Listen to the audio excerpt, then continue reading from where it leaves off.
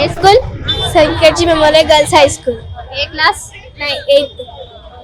So Ganapati Vinayaka Chavithi వస్తుందంటే ఏ విధమైన హడావుడి ఉంటుంది మీ ఇంట్లో?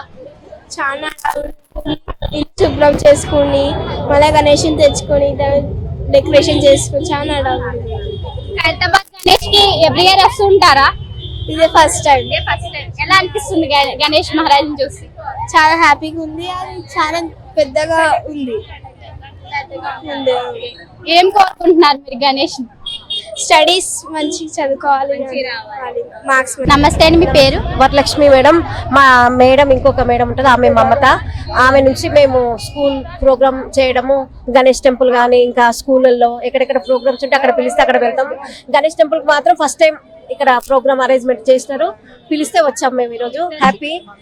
మేము 96 నుంచి గణేష్ పండుగకి వస్తున్నాం పోతున్నాం. చిన్న పిల్లలు అప్పుడు మేము అప్పటి నుంచి చూస్తున్నాము. సకల కోరికలు, ప్రతి కోరిక ఏ కోరిక కోరుకున్నా గణేశుడు సఫలపరుస్తాడు. అందుకు థ్యాంక్ యూ.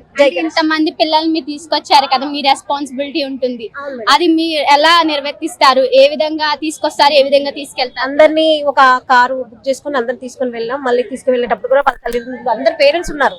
మళ్ళీ పేరెంట్స్ వచ్చారు, ప్రతి స్టూడెంట్ పేరెంట్స్ వచ్చినారు. అదే విధంగా మళ్ళీ వాళ్ళకి తీసుకొని వాళ్ళ ఇంటికి వెళ్ళేదాకా మా కాపలా. పేరెంట్స్ కూడా మీరే తీసుకెళ్తున్నారా? మేమే తీసుకొని వస్తాం, మేమే తీసుకొని వెళ్తాం.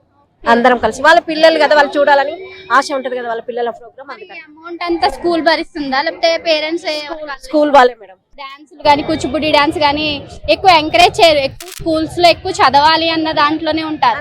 అంటే మీ స్కూల్ ఆ స్కూల్లోనే ప్రత్యేకత. మమ్మల్ని ఆ స్కూల్లోనే టీచర్ గా ఉంచుకున్నారు. ఆ స్కూల్ కి ప్రిన్సిపల్ వారికి అందరికీ ధన్యవాదాలు.